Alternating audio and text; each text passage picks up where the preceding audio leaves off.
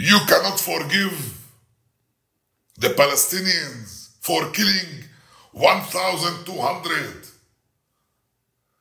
on the 7th of October, but you were able to forgive the Germans who killed for you 1 million, 7 million and a half, or 8 million, or 6 million, whatever is the number. You were able. She looks at me and you know what she said, Chris? I said, first I asked her, did you forgive the Germans? Aren't you friends with the German? How billions they were giving you since then. And today they are the first to support you. Right? Did you forgive them? She said, Charlie, you convinced me. اللي بتأثر تنورة ليه بتأثر تنورة تلحقها عيون الشباب. Welcome to a special edition of Zbodcast. I'm your host, Christo. I am joined live from Jerusalem by a very special guest, Charlie Saleh. Call him Uncle Charlie. Charlie, welcome to Zbodcast. Hi. How are you guys? Charlie, I don't think he knows what he's in for, but Charlie has lots of knowledge. He has lots of history. He's live from Jerusalem, which is obviously a very big topic of discussion in today's world. And what I want to do, my main message from this episode, is to have an unfiltered conversation with someone that has lived in Palestine pretty much his whole life. He's live from there now. He's built his home. He's built his businesses. He's done everything he had to do as a Palestinian citizen. And I think that gets muffled and mangled along the way in the media nowadays. No one really knows what's going on or who's a Palestinian, who's a Jewish, who's Israeli. So I wanted Charlie to come on. He's an uncle. He's like an uncle to me. He was worked with my dad for 20, 30 years, Charlie, something like this. So we have a history as family. But he's also one of the smartest human beings I know. And he's been through a lot in his life. And I've been through a lot with him, actually. So I want to open the floor to you, Charlie. I want to ask you probably the most important question, the most poignant question that everyone probably wants to know from someone that's inside the land now is, since October 7th, when all this shit, I want to say restarted, because it hasn't started on October 7th. It's been going on for years. But when that day happened on October 7th, what changed from then to now? How has your life changed inside Jerusalem, inside Palestine? Chris, thank you for this introduction. I appreciate it. I'm glad to pass my experience in the Holy Land, living for like the last 50 years of my life. I've been all under occupation, with no rights of living, with no freedom. As being a Palestinian Christian living in Jerusalem and being promised all my life to have peace, to live in peace with my neighbors, the Israelis, with my friends, the Israelis, with my administration. I mean, we've been working together, we live together, but we are not able to make peace together. We were promised by the big countries to get that peace, but we never got it. So, accordingly, and due to the fact that the Israeli government went too far to the right parties, with the existence of the right parties in the Palestinian side, so what do you expect from these two parties to behave is through criminal, unaccepted acts that the 7th of October and afterwards has shown the reality of the governments and the political parties that are running both countries, both nations. We have been suffering for a year and a half or two lately with the settlers, the right parties who are attacking on daily basis the transportation of the Palestinians, the Arabs, whether the Arabs of the 48, whether the Arabs of 67, or the Jerusalemites like us, whether the inside the Palestinian territories. Instead of giving them their land and their country and their freedom, they were attacking them. So what do you expect to happen on the 7th of October? It's just showing the reality. When you put someone 25 years inside Gaza in prison, what do you expect him to do? To tell you thank you, I love you, I love Europe and USA, and I love Israel for treating me with this unaccepted human behavior. It's not accepted. So the 7th of October was only showing a reality, a must to happen, which we condemn as Palestinians. Don't think that we like to see anybody injured.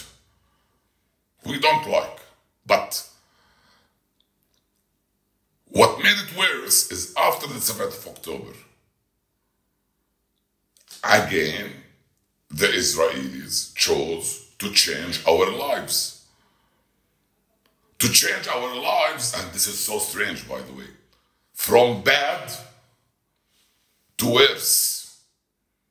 Why? Instead of understanding and respecting what the Palestinians have been suffering for decades, we punish them more and more. I am punished. My family is punished. Man, I've been married, how many years now? I don't know if I'm married to or not, no. 26 years exactly.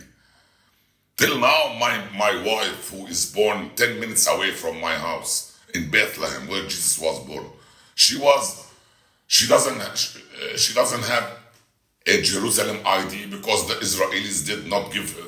26 years, what do you expect me to behave? Well, someone like me will continue calling for peace.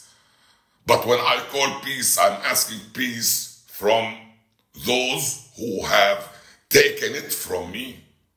It's not the Palestinians. It's not what happened on the 7th of October. It is the occupation. Who are the occupation? Occupation are those who do not want to believe in the peacemakers from the Palestinian side. They want to humiliate them more and more. And without accepting that everybody around the world is telling them, before the 7th of October, we're telling them, for God's sake, give the Palestinians a state. Give them freedom. You do not decide on me, you take my money. I'll give you another example quickly what has changed. I import too many kinds of products to Palestine and to Israel. You know, one time I signed a contract with Europe. Listen to this, you will not hear it on the news. To show you how you're living under occupation. What does it mean? I signed a big contract with a European manufacturer for, what do you call it, vapor machine, steamer. And I signed it, the territory in the contract includes Israel, Palestine, and all the Arab-speaking countries. So,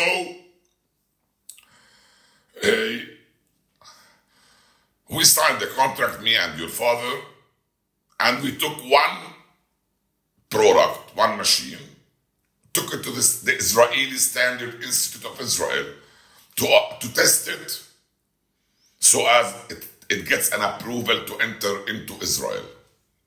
I live in Jerusalem and it is under the Israeli occupation. So basically, I cannot let the products come in without the approval of the government. Of the Israelis, yep.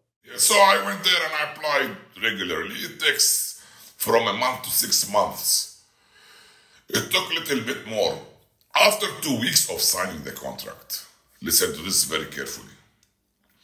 After 2 weeks of signing the contract, I got a call from Europe, from the factory, saying, Charlie, we have an email from someone called Cohen. He is from Israel and he is interested in our product. Can you meet with him? Because I am the exclusive importer of Israel in the country. Right. I told them, you know what, guys, since I did not allow it into Israel, Palestine yet, talk to him directly, all right, and see what he wants, and give him this price. So the guys called him and they signed with him a contract, not a contract signed with him, just he made an order of 1 container. You know what's funny, Chris? The guy imported 4 times to Israel and sold them in Israel, while I am the original importer. I was still waiting for the approval to come from the Standard Institute of Israel. They were not approving it in the beginning and asking too many technical questions to make it impossible for a Palestinian to allow that machine into the country. While I was making commission on someone in Israel importing that same. Yeah.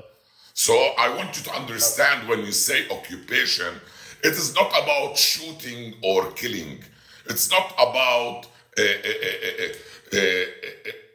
like someone hitting you on your head and you feel down and you die, or it's not. It's more of not physical. Of daily killing, daily obstacles, daily harassments. It is happening on daily basis with everyone who is not Jewish, and that's not correct. What I'm trying to say here is we respect and we love to live with the Israelis. But unfortunately, we have parties from the Palestinian side who keep thinking that the way of getting freedom is not through begging for peace, as we were trying to do all those 20 last year or 10, 15 last years. It's not, it should be by strength, by what happened in 7th October. And by the way, that's the same language the other side is using. How did he take revenge after 7th of October? I'll tell you how.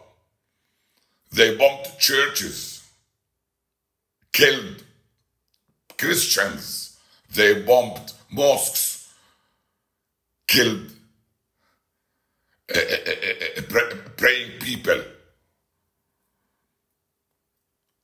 Not only this, they were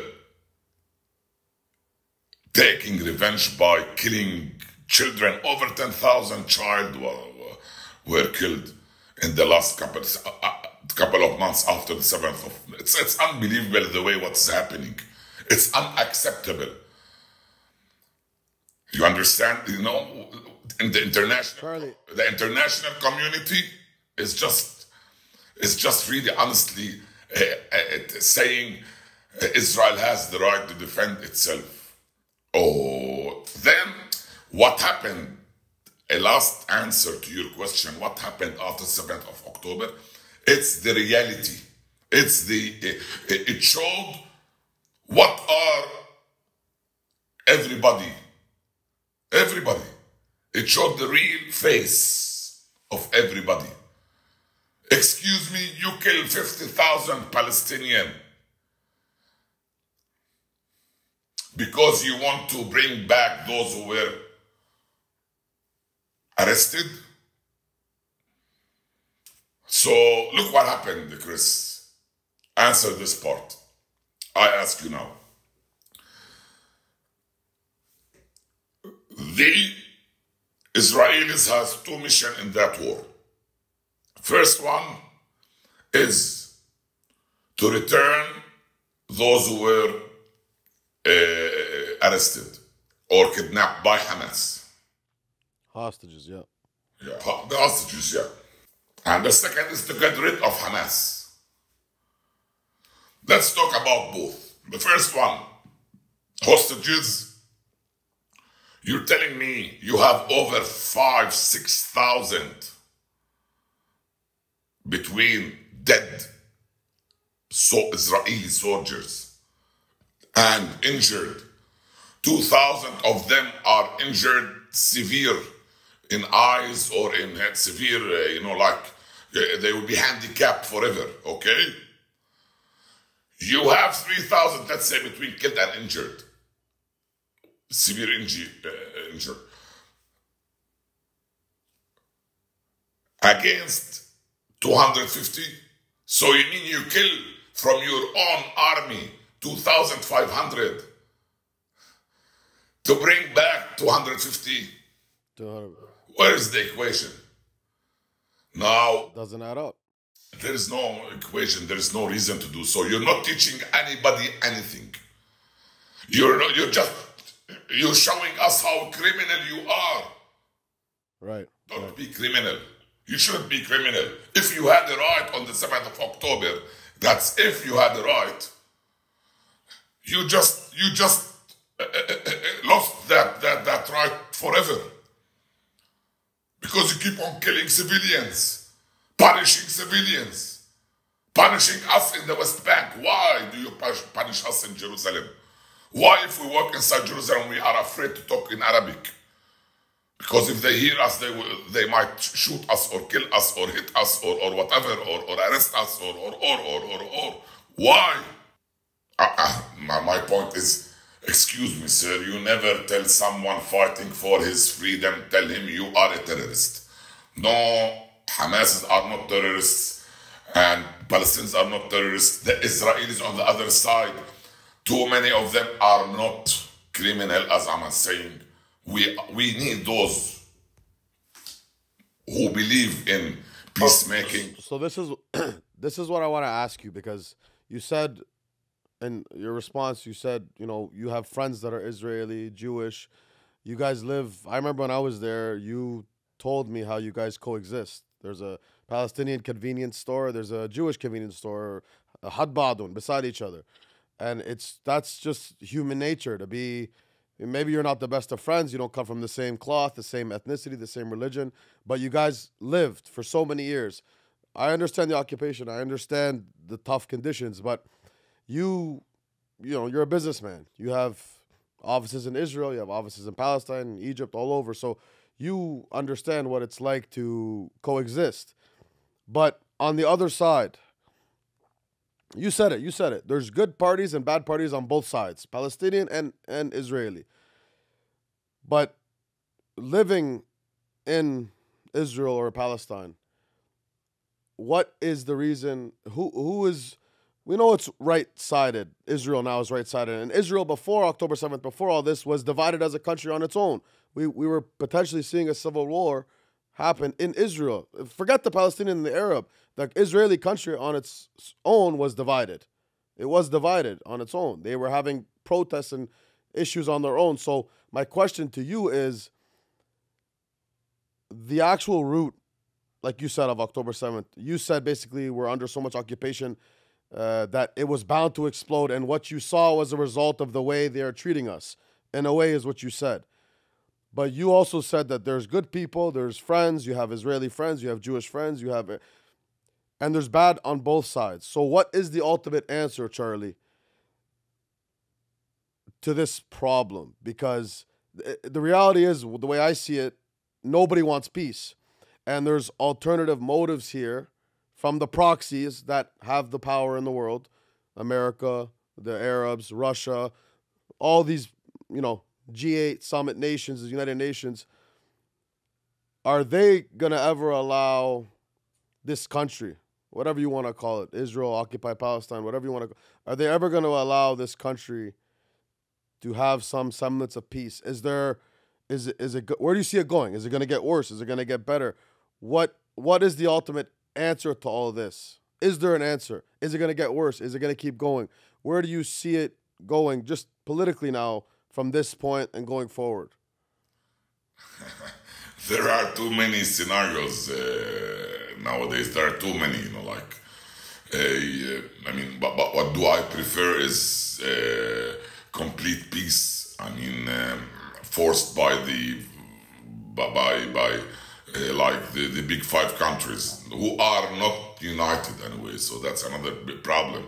So you need unity. You need unity between USA, China, and Russia on one side to be able to have a solution between Palestinian and Israelis. It's true we don't belong to the Russian and stream, but there are people among us that belongs to the Iranian stream. So Iran is totally against USA and Israel.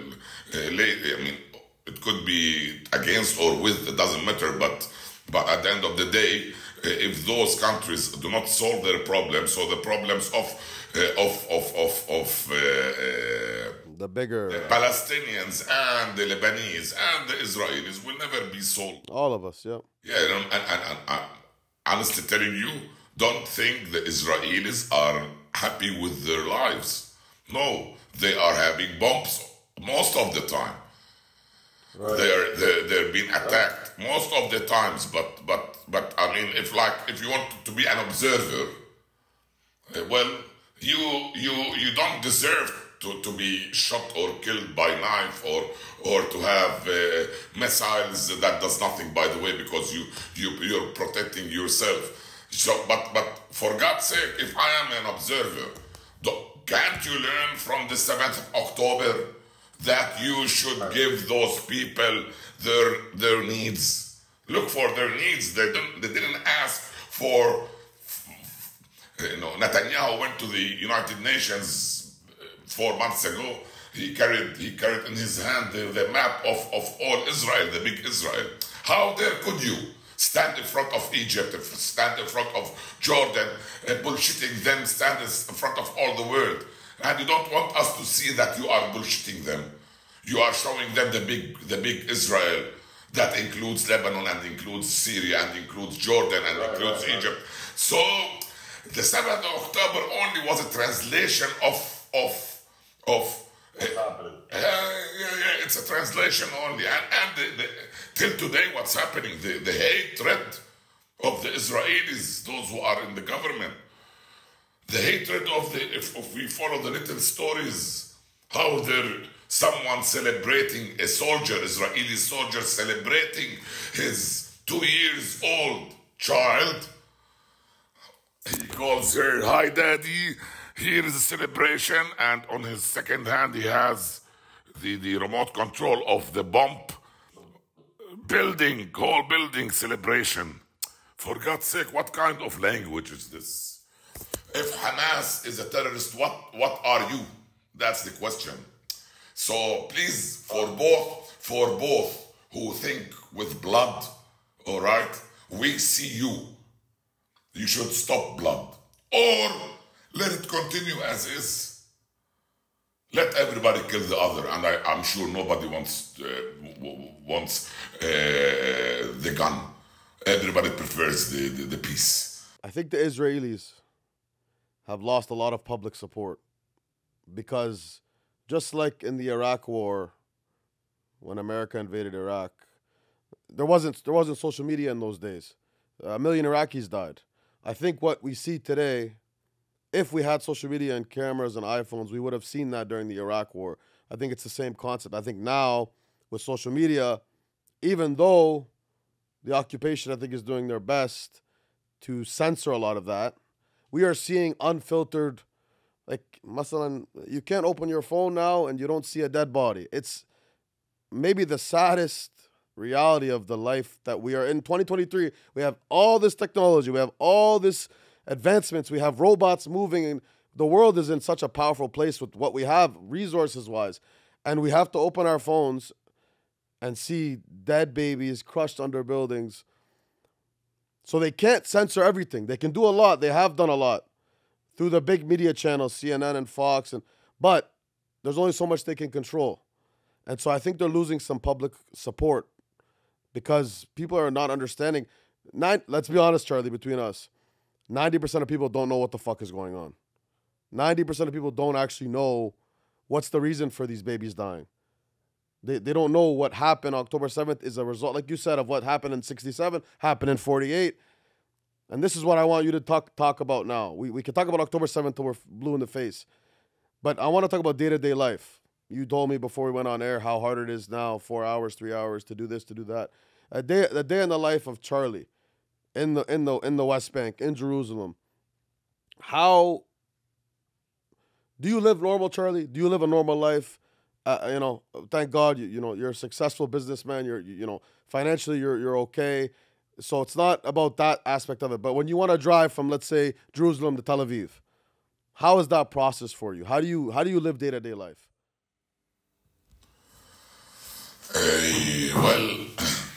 It keeps on changing.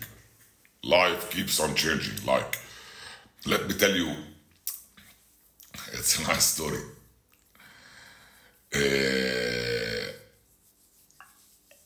7th of October, I was with 60 of my sales team, Palestinian and Israeli sales team. We were in Egypt for 8-9 days, celebrating their success in the last 12 months. So we saw, like everybody else around the world, those videos about the 7th of October, and I was guiding those people on the bus, and I took the mic and I said, I think what we'll be facing afterwards, it's much harder than we faced in the last 50 years. You're talking after you saw the attacks? After I saw the attacks, I understood. Listen, the attacks came, the strength of the attacks, the number of injured and the number of those the Israelis who were killed between soldiers and civilians, whether killed by the Hamas or by the civilians of Gaza or by the Israeli weapon soldiers, the missiles, the aircrafts that shot, they bombed houses full of Jews. So it doesn't matter, but the number of that was that day tells me what the revenge would be. We've seen Israel reacting on a knife killed, on small bumping, we saw them how cruel they become. And when I saw that number, that 7th of October, I understood the next would be really a huge revenge. What we're seeing now, I felt it. But let me continue the story. I told the guy, my employees on the front, will be facing a strange, different life afterwards. And it started really. And first thing I heard that they closed the borders. So I had to stay in Egypt. Each day would cost me $10,000 with the guys. I cannot afford paying like till today. So I started calling my friends all over. So either in Israel or Jordan or Palestine, asking for help to allow us to get into the country. So I found two of them. One of them was from the church. He told me, Charlie, you arrived to the bridge, which is the border between Jordan and Israel, Palestine. You call this guy, he will come and help you. And another friend told me, Charlie, yes, here's my number, my friend, someone in the Jordanian parliament, call him, and he will let you all inside. I'll explain to you what do I mean by all inside. In the first 3 weeks, okay, Israel allowed per day 1,000 to come into Israel. 100 through VIP quick remember the VIP, you took the VIP. So everybody was telling me, we cannot let you from the VIP, we can let only 2-3 people. So I let my mother, she was with us, and I let 2 of my sick employees take the VIP.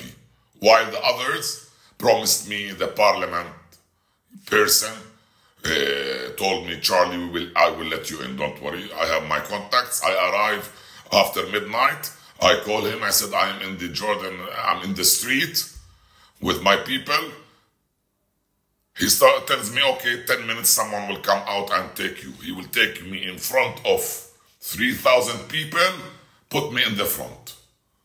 This didn't happen. Nobody came. Kept calling him each 15 minutes until it was 3 o'clock. I said, I don't know what to do. I slept. We slept in the street. We slept in the street waiting till tomorrow morning when the borders open. In the morning, I said maybe they will come. I tried to call the guy. He doesn't answer. So I didn't know what to do. I mean, like my mother was locked with us. She couldn't arrive to the VIP. We were all in the street sleeping. I have a video. I will show it to you, man. So I call the guy from the church. He tells me, where are you? I've been waiting for you till 3 o'clock yesterday.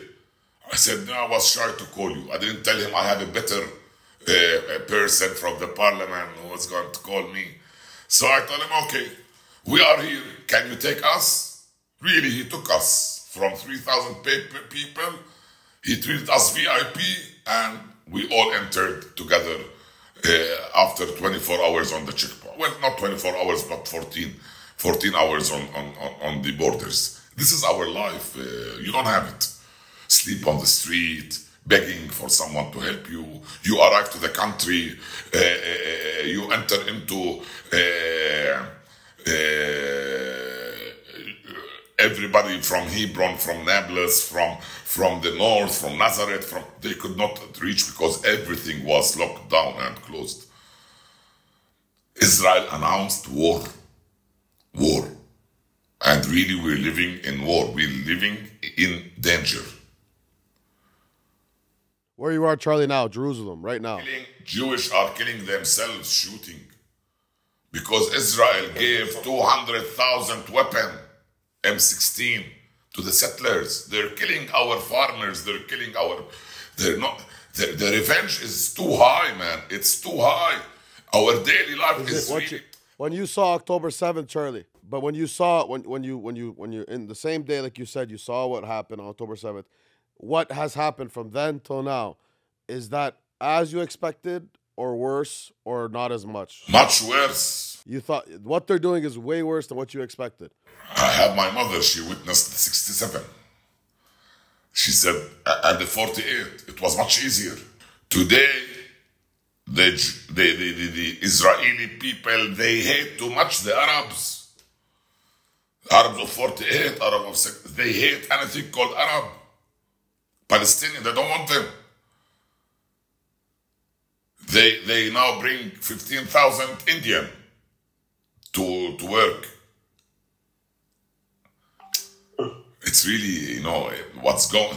When there is a fight or anything between Arabs and Jews, not fight like argument or whatever. The Jewish will shoot the Palestinian immediately, quickly. And what happens in 1 or 2 or 3 cases, another settlers came in and they thought that the Jewish guy is an Arab. Because they all look Middle Eastern, the same faces. They all look the same, right? So they kill each other. He shot the Jew. So what's going on is really, the revenge is unexpected to be that much big. All right? And the second point, I was talking about the first point, will they gain anything about the hostages? The second one is, you want to get rid of Hamas? What do you mean? What does this mean? Weakens Hamas? That's really funny. And they know it's funny. But that's only the excuse. And you spoke about something about the people of the world they're noticing because of the social media. It is not changing anything. USA and Europe, they found the solution for Israel. And they promised Israel to live in peace forever. They thought the Palestinians will be like any other weak body to take over them. Just go. Yeah, just let them have it. Let them go. To have really people loving their land, loving to die for their land. They will never understand it. Nobody, neither the European nor the American will understand. But by the way, this is something that I've been in testimony like all my life.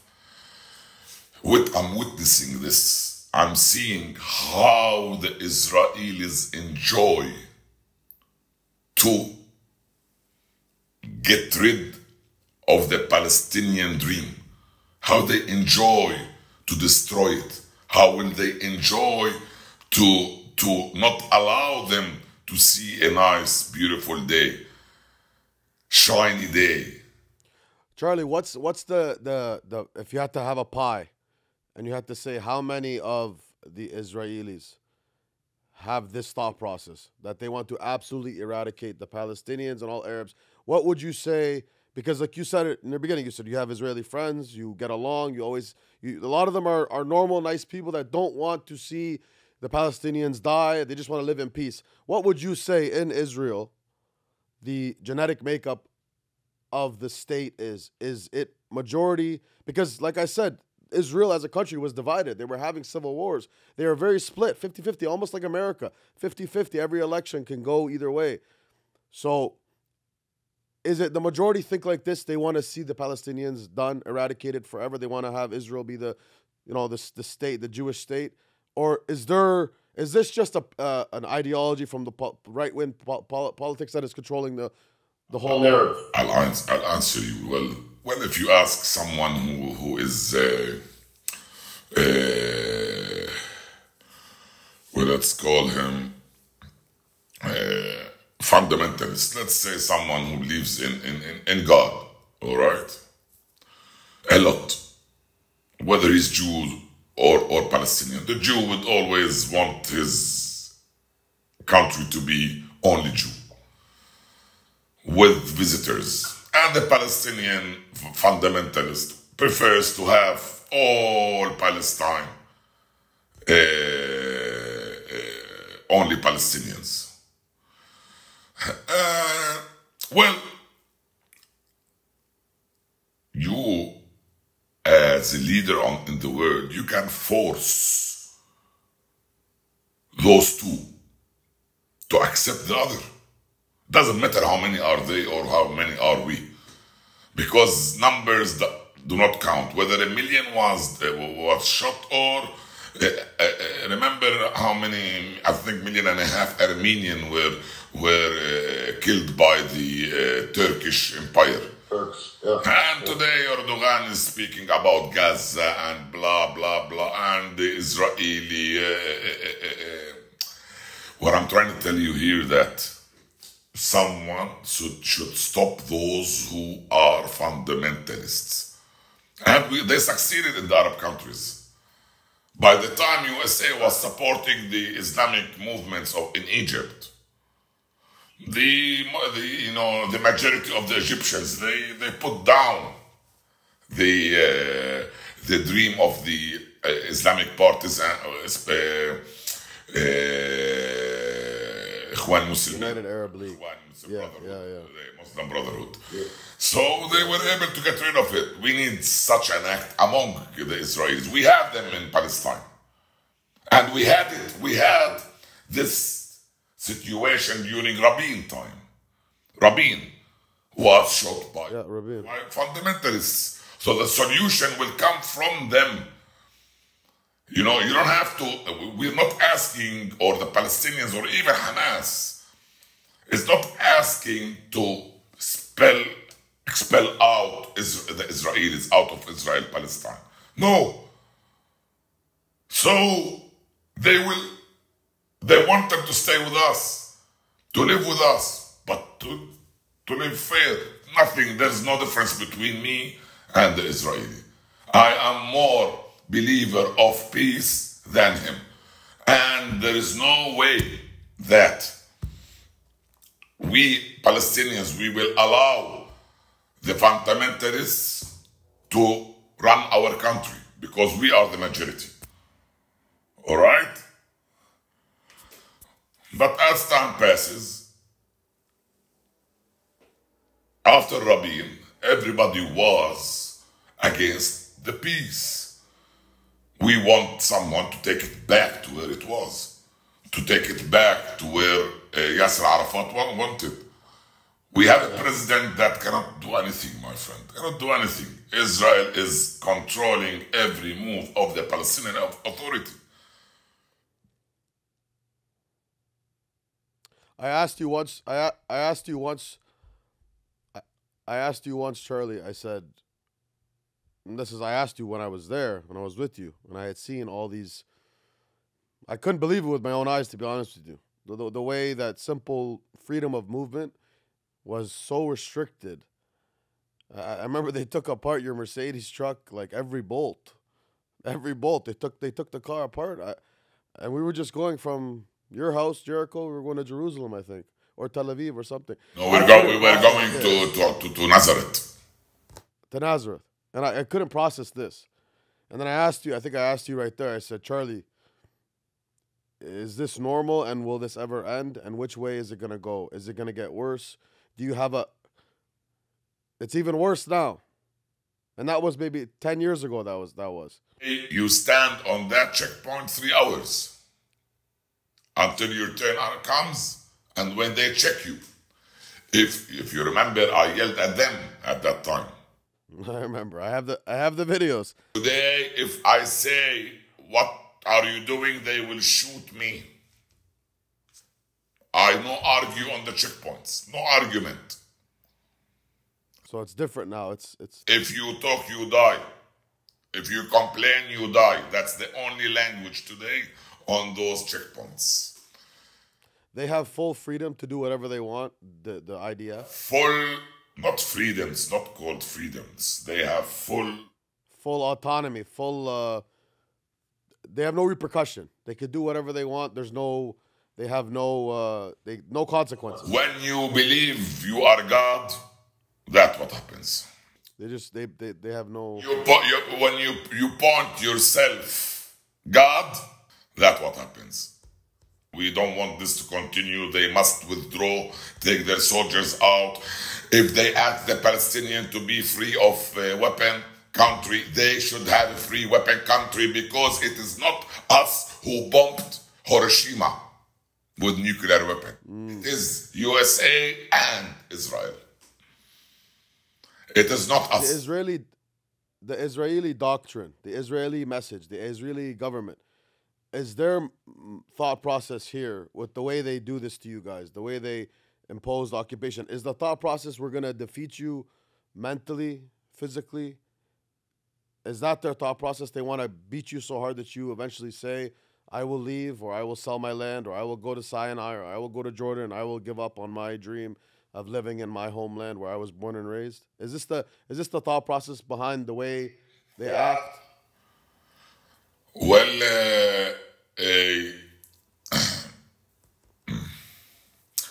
they once said that, what do you call him?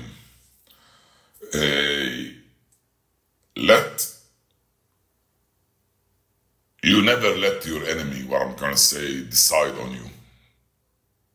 They want, whatever they want is not what we've been asking for.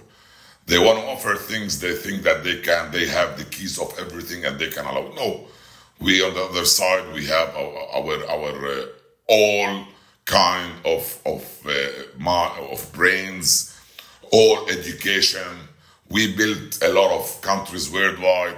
We are like the Lebanese people. Wherever you go around the world, you will see a Lebanese successful businessman or a banker or, while his own bank in his country is fucked up because there are some hands always destroying it in that territory. My question to you, would they destroy the mind of the educated person, the Lebanese guy. No, they will never. The Israelis on the other side here, I believe the 7th of October is the first lesson to them. That's the only first lesson. Not the 48 war, not 67, nothing. Revolution. We have a revolution and it's coming to an end. And the end will be they will fight among each others. Because there are a lot of Israelis who are not accepting what the government is doing. Not only today, but for the last 2-3 years there had been but almost hundreds of thousands in the streets against Netanyahu and his government. Do you think this was done in a crazy way, Charlie? What unifies a country? You have a divided country. What unifies a country? War. Do you think this was done in some way? I know this is a crazy thing to say in the public world now, to say that this was orchestrated October 7th. But the way you look at it, we see it, I see it, we see it. We understand how divided Israel was. And look at them now. They're unified all together, at least in some way, against the Arabs. They're, like you said, an Israeli or a Jew will always pick this, you know, the side of the war. They're never going to pick the side of Hamas or of Palestine. They're going to pick their country or their, you know. So do you think this was orchestrated in some way? If you want all the Palestinians to be Hamas pro, then you should be happy for the unity of the Israelis. But what we know from the interior reality inside the Israeli life, no, they have a lot of them are not happy with the behavior of the government in Gaza. They're not happy with the results. They're not happy with the promises, and they're not able to fulfill what they promised their people to. So what you saw, the unity that you saw in the beginning will slowly be destroyed. It'll go away. It will go away, yeah, that will be changed. The same as one of my best friends, Israelis. She tells me, how are we going to forgive?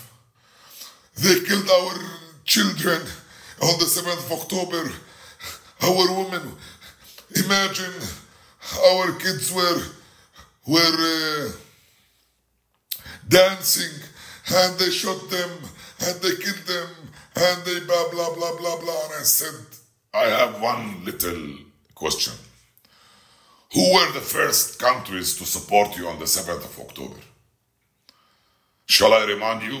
USA, Britain, France, and who? Germany. I said, you cannot forgive the Palestinians for killing 1,200 on the 7th of October, but you were able to forgive the Germans who killed for you 1 million, 7 million and a half, or 8 million, or 6 million, whatever is the number. You were able. She looks at me and you know what she said, Chris? I said, first I asked her, did you forgive the Germans? Aren't you friends with the German? How billions they were giving you since then?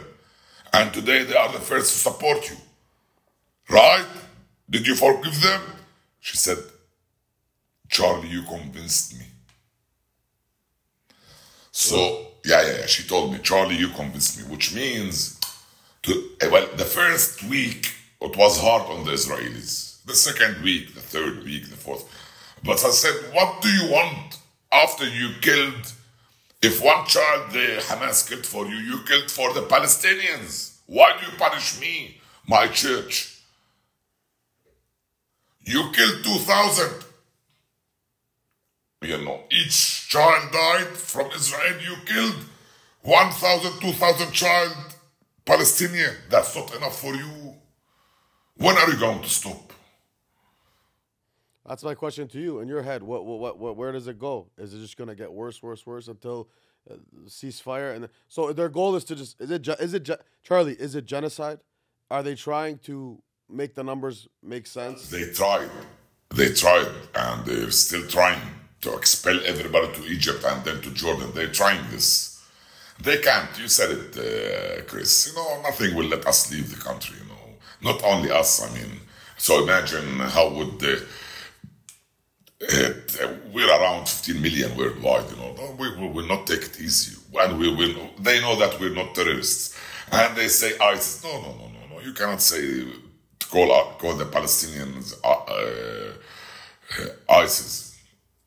You cannot, even though you created ISIS and you created Hamas, but doesn't mean that you kept Hamas under your wing. No, for sure. You were not able to. Charlie, even though that you created and you paid for, you were not able to make them your alliance. That's maximum. Yeah. On the other hand, Hamas does not represent the Palestinian people. It represents the party itself.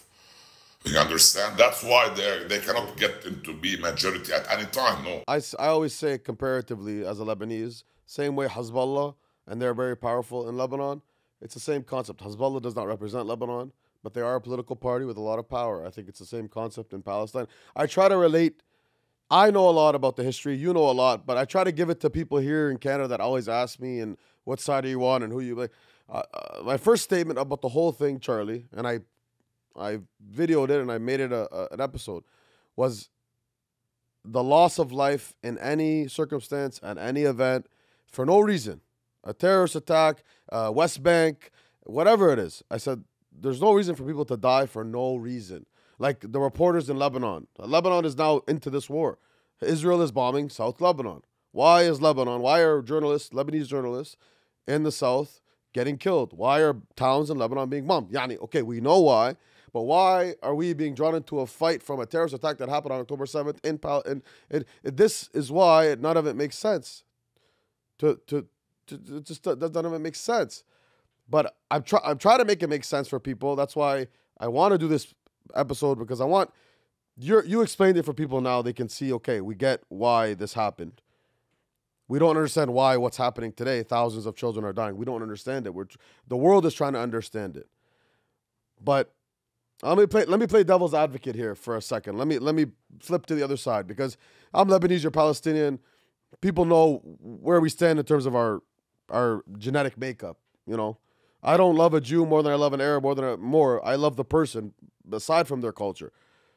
But let me play devil's advocate here for a second. I saw both sides. I saw Palestine. I saw Israel. Israel is it's like almost New York.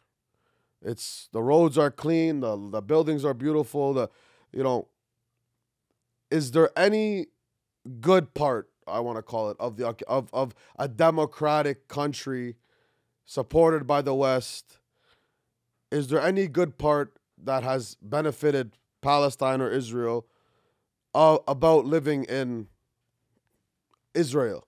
Have they done any good as a country? Never mind the occupation and the war crimes and everything they do in war. But as a country, before October 7th, I'm saying, is living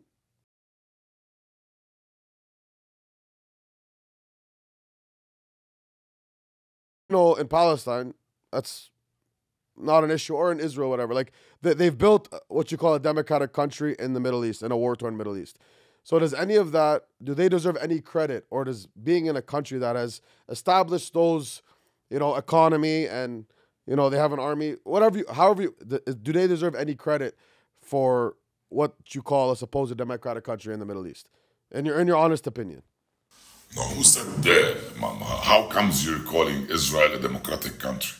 Like I said, I'm playing devil's advocate. So I'm from what the West tells us. So I want you to dispel this. Tell me this. Tell me your position. Tell me what you think. No. It's not reality. This is dictatorship. There is no difference between any dictatorship worldwide and Netanyahu. They were teaching the world how to run their country in democracy. No, they don't have it since 10 years. They lost it a lot. They've been losing and losing that democracy. When you're into democracy, you don't claim your country to be Judaism. You know, the only religion is Jewish. And we are visitors. Excuse me. We're like, welcome to Israel. My father and grandfather and grandfather, they were all born here, since Jesus. All of them were born in Jerusalem. How comes my wife does not have an ID? How comes, which democracy is this?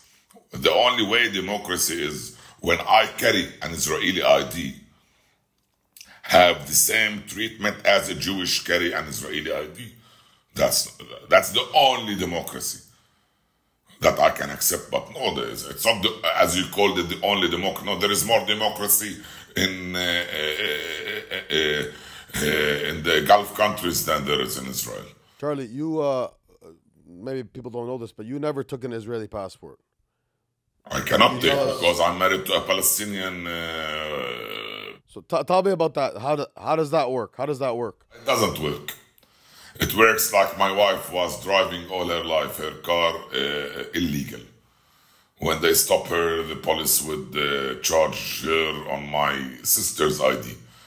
She would show my sister's or give my sister's ID number, and my sister will get the penalty, the ticket, you know. And it has been hard, you know, hard. Only lately, last week, they gave my wife the ID one. But if you wanted to have an Israeli passport, could you obtain one? I cannot because I was married to a Palestinian girl. But yes. But if you weren't married to her, anybody can get an. Anybody from Jerusalem who have a passport, he can buy. He can get. Any Jerusalemite with the Jerusalem ID, Israeli ID, he can apply for Israeli passport and get it. He will get it. So when you move now, Charlie, when you go to Egypt, when you go to Jordan, you move on a Jordanian passport, not passport, laissez-passer. Well, it's a 5 years passport, which is not doesn't give me residency in Jordan, only passing by Jordan. Is there anything left Palestinian in terms of documents, in terms of everything? Like everything is Palestinian. I'm telling you how am I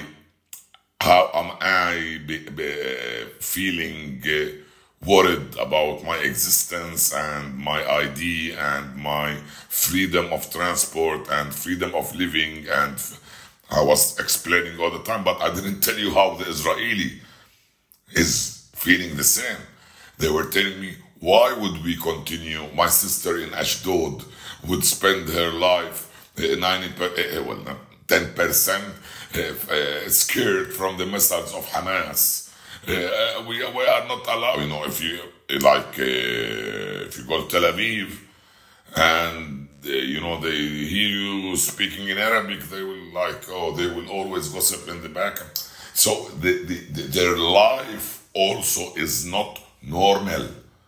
A lot of them are immigrating not only from the Palestinian side, they immigrate from the Israeli side. They don't want to live with that fundamental government. They already left a lot during the last 5, 6 years. And during the elections, I know around 3,000 Israeli, I know them personally, that would come from USA to vote because they don't live here at all even from the left parties. You understand? Yeah. What I'm trying to tell you, don't think it's life. It's easy. It's easier for them. It's easier for them, but it's not easy. Yeah. No, it's not easy, and that's what we're trying. What the Palestinians are trying to keep. If you want my life to be that bad, well, I cannot do the same to you because you are supported by USA. 200 aircrafts filled with bombs were so far given to Israel. So missiles and bombs, and no, that's not fair, man. That's not fair. We can see the difference after the 7th. We saw the reality of everybody. We saw the reality of the Palestinians, of the Arabs, of the that chain of Iran and Hezbollah and whoever is. We also understood it very well. The picture is clear now. All right. We saw it also from the Arab countries. We saw it. We saw the Americans. You're seeing everyone's true colors, yeah. Each one gave his true color, and we, upon that, I'm happy. I'm happy and kind of optimistic that the 7th of October really did a change, and is doing the right change. We're not asking to get rid of the Israelis as they are doing with us now. They want us out of Palestine. We're not doing the same for them, but I'm sure among them who understand and understood what is happening and what happened on the 7th of October. I'm sure some of them understand very well this, and they will talk in the future, in the very near future. شو الحل هلا? What's if Charlie Saleh had his dream for, I mean, I think we can all agree that it will never be what it was before 67, 48 and so on, the old Palestine. Number one, Iran should stop supporting the Palestinian parties. Number one. And they should say it. Number two, the Palestinian parties must say, we want a country free of weapon.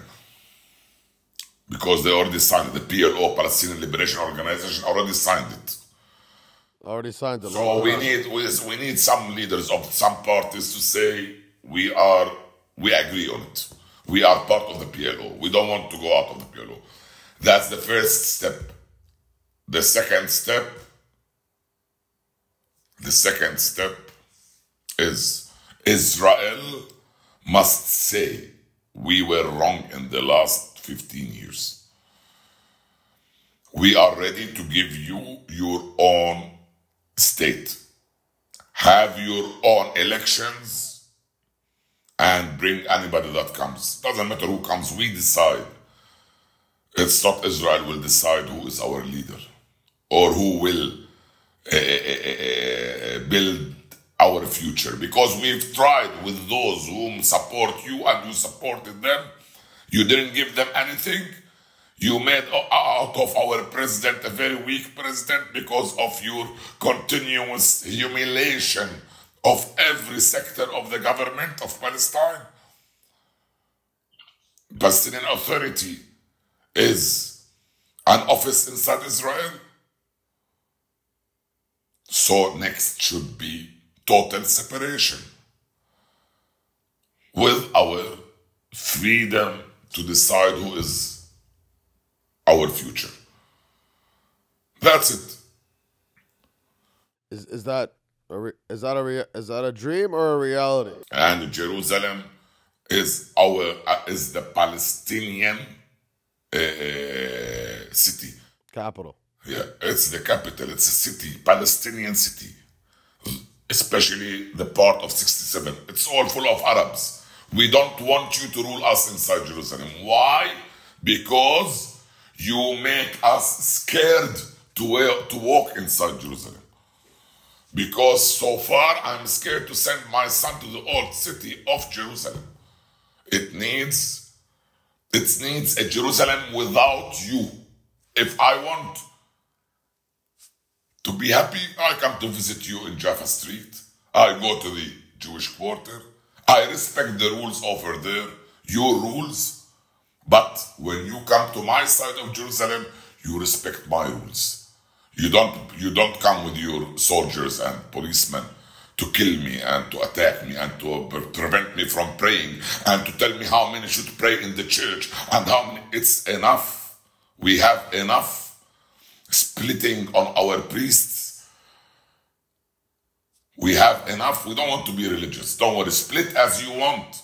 But split when they come to your side, because they will never come to see you on your side.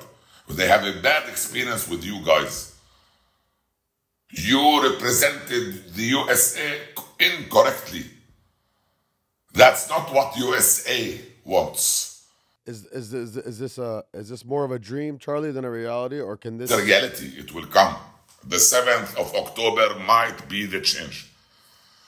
Or, listen this very carefully, or it was a lesson to every, let's call it the 7th of October, it was a lesson more to open the heart and the brain of the believers of freedom. If you want to understand what do I mean, see what is the opinion, not of USA and Russia and Saudi Arabia, and look at the opinion of the other side of the sea, South African government. Today, look what's their opinion. These are the people of freedom. They understand what's going on. They understand what does it mean occupation. They understand what it means occupier, who has the right to defend himself. Who has the right to defend himself? These are the the fighters of freedom. Let's call them. The 7th of October was an alarm to these people to wake up. We need them more than any time else. The believers of peace. So for you, October 7th, well, you said it, you said you condemn it and you don't support these acts, but it was a result of everything that's been going on for years, and you hope that even with 20,000 dead or 25,000 or 30,000 dead, and this is probably the most disgusting thing of all, what Israel is doing in Gaza. But you believe that in some way this is going to open the eyes, not to the allies of Israel, because they have unequivocally supported Israel, but to the world. The only thing guaranteed, if this, what I'm suggesting, won't happen, then it's guaranteed 7th of October will happen and happen and happen and happen and happen. That's the disaster. So I need to say, yes, I guarantee the first part of my dream. Because the second part of my dream is hell. It's hell. It's hell on everybody. Because 7th of October was hell on the Israelis. As after the 7th was hell all on the Palestinians. And it's been, Charlie, it's been a rough... It's like tit for tat, back and forth for how many years since the Balfour Declaration and since this idea of this Israeli state. It's been nonstop, back and forth. So I asked you 10 years ago and I was with you and you said, yes, it will happen. And it's 10 years later and we sit here and it's just like nothing has improved. It's like nothing has changed for the better. It's only getting worse and more people are dying and more divisiveness and more hatred.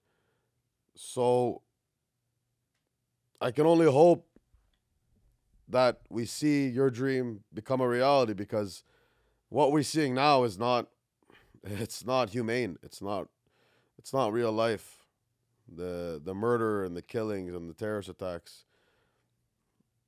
I just don't see. I don't see the progress. That's why like I said, 10 years I didn't see the progress. You're inside the land, so maybe you see it differently than me. No. I told you. I was clear with you. I said,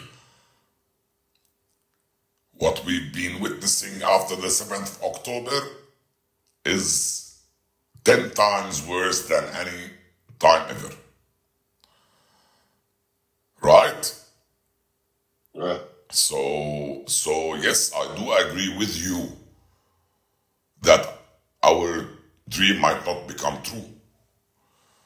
That the people living here in this country are blooded, since started with blood. Whoever is they're all fighters for their existence.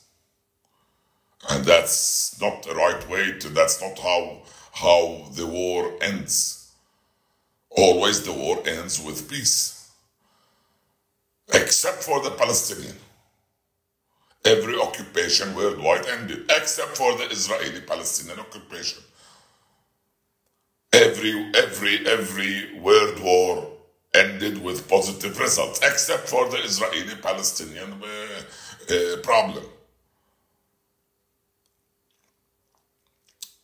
You understand? We gave up. We gave up the land of 48. We gave up a lot as Palestinians. They want much more. They will never get it. They want much more. And I told you, it's not something that I feel or I am accusing somebody else. I have very, very, very dear relationships with Israelis. And one of them is a partner with me. And he is a very high political VIP Israeli. Very high political. Like from the first circle. And when we discuss, he understands me. He sees how am I sacrificing, how am I living difficulties with my children, with my schools, with my wife, problem ID, and too many things. With my daily living, how do I spend hours just going from one office to the other? Charlie, will you ever leave Palestine? I had too many bad days that I could have left. I'm used to live here, man. That's my life. Maybe if I go to live in USA with a quiet neighborhood with no problems, maybe I feel bored. I don't know. We could go over this topic for hours and hours and hours, and it's been some really profound statements you've made, and I think the perspective from someone that actually lives it and sees it and breathes it is a lot different than what we see on the news every day. I want you to end and close the viewers and this episode with a message for two parties. I want Charlie Saleh's message to the Israelis, if he has a message to the Israelis, and a message for the Palestinians. As you see the country today, can you give one message to the Israelis? The people, not the government, the people, the Palestinian people and the Israeli people. A separate message for both of them. Yeah. To the Israelis... You know what, Charlie? And do this for me, because people don't know this. You speak Hebrew, you speak Arabic, and you speak English. So the message to the Israelis, if you could do it in Hebrew. The message to the Palestinians, if you could do it in Arabic, if you can, and we'll close it in English before we close the episode. I'll start with the Arabs, maybe. First in English. Palestinians.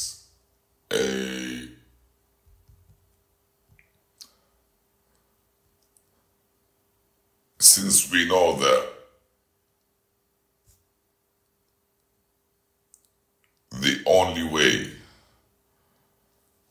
to get our freedom is by our unity. Even though when we are united, each party will have different opinion, but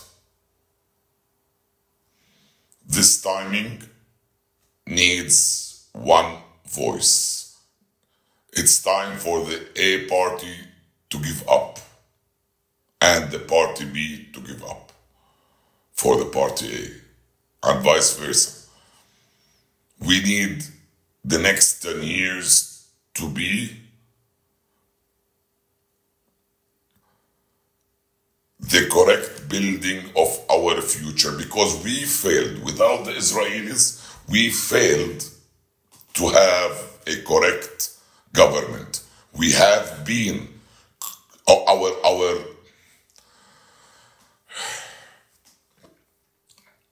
courts, legal courts, in the last 400 days, it opened the doors only 35 days.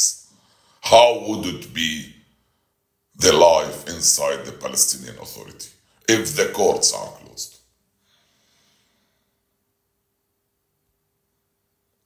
And we both know that it was not closed because of Israel. It was closed because of the internal corruption. سأحكيها بالعربي هاي. لازم الفلسطينيين نتحد بكل أفرعنا ونتنازل كتير لبعض مبدئيا بشرط بنى لنا حكومة مرتبة، حكومة خالية من المصالح الشخصية والفساد الشخصي. مش معقول يا زلمة احنا بآخر 400 يوم فتحنا 35 يوم المحاكم تبعونا. يعني إذا أنت بدك مني $10 أنا إلي سنة ما بقدرش أحصلهم منك ولا أرفع عليك محكمة. إذا أنا جاري ضرب جاره لا تمشكلوا بأي قصة تجارية أو غير تجارية أو ما في محكمة تروح له. كيف بدك نكون إحنا عايشين؟ شو خص إسرائيل بهذا الموضوع؟ المنازعات الداخلية بنفس فتح. حتى إحنا بحاجة لا الفاسد يقول لا أنا برا، أنا فاسد، أنا بشغل جماعتي، أنا بدفع لجماعتي، أنا ما بنتجش بالبلد، أنا بس بدي أكبر راس مالي أنا واللي حوالي. هذا ما بدنا إياه. معروف عندنا الفلسطينيين بنقدر نتخلص منه هدول الأشخاص إحنا والأحزاب كمان. الأفكار المتضاربة أنت اللي تابع لأمريكا واللي تابع للسعودية واللي تابع لإيران واللي تابع يا جماعة الخير اقعدوا. هدول هم اللي لازم يتبعوا لنا. إحنا الجوهر تبع الدول، هم اللي يتبعوا لنا.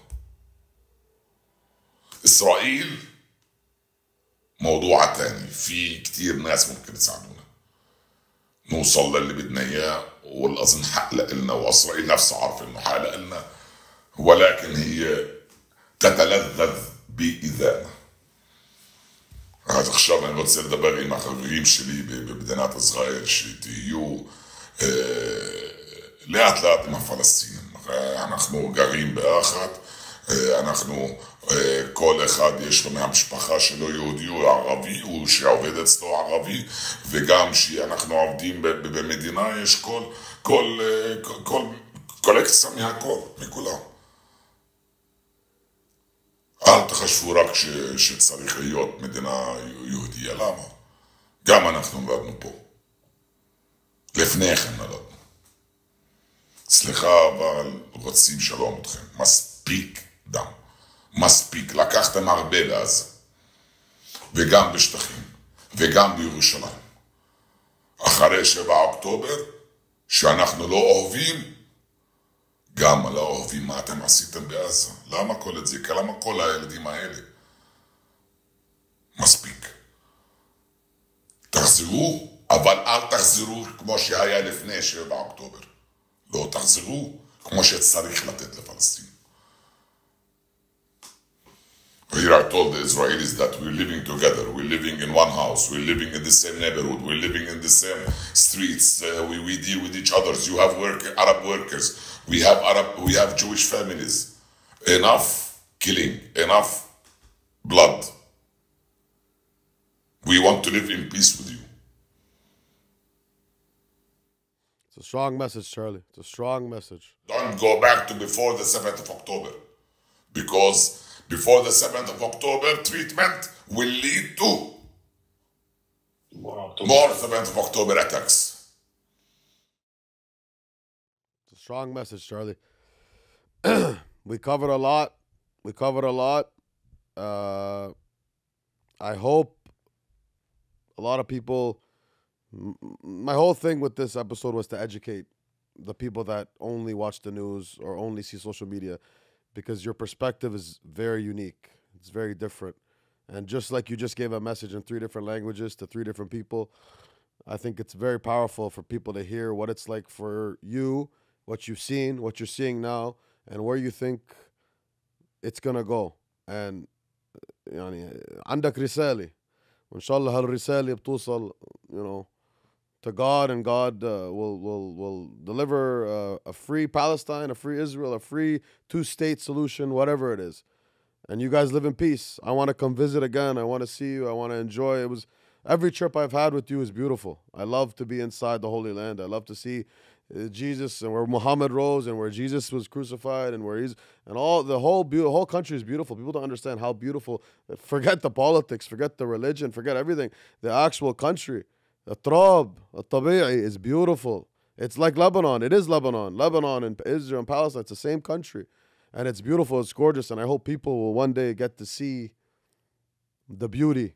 Not the war, not the fighting, not the crimes, not the death, not the blood, but the beauty of the Holy Land.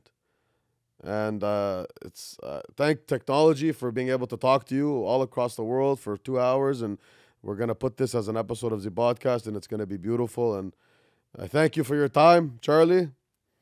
I got to see you soon, man. We got to see you soon in real life, not just in video. Inshallah, al-wada' بتصير أهلا. And as we go forward in this war and everything. Finish. Lead us. Take us out. No, I know what I want. What were you saying lately in your clips? What's that? No, what's that? Oh, what you want to do? What you want to do? That's it. Oh, you were saying all the time what you want to do. Yeah. What's to do? How do you say it? What you want to do? What you want to do? What do I do? Habibi. You follow everything, Charlie. Yeah, you follow everything. It's nice. It's nice. I hope you're going to enjoy. This is going to be a beautiful episode. We spoke about everything, but you spoke very eloquently. You spoke very classy, and you didn't make any side feel any more or less. So, bravo alek. I love you. We'll talk soon. And stay strong. Inshallah fi hal for all this. هلا مصيبك الله إن شاء الله في حال. أحلى شباب. Talk to you. Bye. Love you. Zbodcast, live from Jerusalem. We're out. God bless. Ciao.